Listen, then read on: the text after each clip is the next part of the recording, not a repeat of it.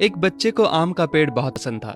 जब भी उसे फुर्सत मिलती वो उस पेड़ के पास पहुंच जाता, पेड़ के ऊपर चढ़ता, आम खाता, खेलता और थक जाने पर उसी की छाया में सो जाता। बच्चे और आम के पेड़ के बीच एक अनोखा रिश्ता बन गया। बच्चा जैसे जैसे बड़ा होता गया वैसे वैसे उसने पेड़ के पास आना कम कर दिया। कुछ समय बाद तो आना बिल्कुल ही बंद हो गया। आम का पेड़ उस बालक को याद करके अकेला रोता। एक दिन अचानक पेड़ ने उस बच्चे को अपनी तरफ आते देखा और पास आने पर कहा, तू कहाँ चला गया था? मैं रोज तुम्हें याद किया करता था। चलो आज फिर से दोनों खेलते हैं। बच्चे ने आम के पेड़ से कहा, अब मेरी खेलने की उम्र नहीं है, मुझे पढ़ना है, लेकिन मेरे पास फीस भरने के पैसे नहीं हैं। पेड़ ने कहा, तू मेरे आम लेकर बाजार में बेच दे, इससे जो पैसे मिलेंगे उससे अपनी फीस भर देना। बच्चे ने आम के पेड़ से सारे आम तोड़ लिए और उन सब आमों को लेकर वहां से चला गया। उसके बाद वो फिर कभी दिखाई नहीं दिया। आम का पेड़ हर पल उसकी राह देखता रहता।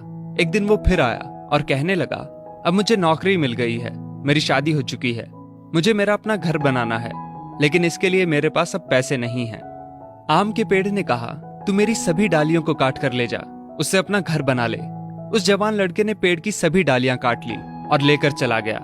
आम के पेड़ के पास अब कुछ नहीं था, वो बिल्कुल बंजर हो गया था, कोई उसे देखता भी नहीं था। पेड़ ने भी अब उम्मीद छोड़ दी थी कि वो लड़का उसके पास फिर आएगा। फिर एक दिन अचानक वहां एक बूढ़ा आदमी आया। उसने आम के पेड़ से कहा, शायद आपने मुझे पहचाना नहीं, मैं वही बालक हूं जो बार बार आपके पास आता था और आप हमेशा अपने टुकड़े काट कर मेरी मदद करते थे।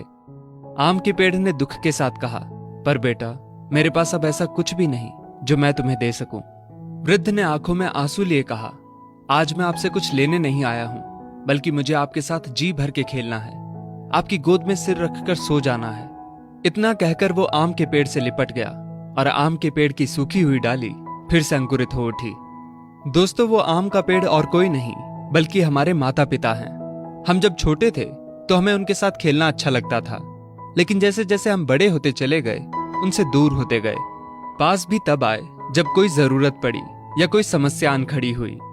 आज कई माँ बाप उस बंजर पेड़ की तरह अपने बच्चों की राह देख रहे हैं, जाकर उनसे लिपटें, उनके गले लग जाएं। फिर देखना वृद्ध अवस्था में उनका जीवन फिर से अंकुरित हो उठेगा। किसी कवि ने क्या खूब कहा है, बड़े बुजुर्गों की उंगलियों में कोई ताकत तो ना थी, मगर जब मेरा सिर झुका तो सिर पर रखे कांपते हाथों ने जमाने भर की दौलत दे दी।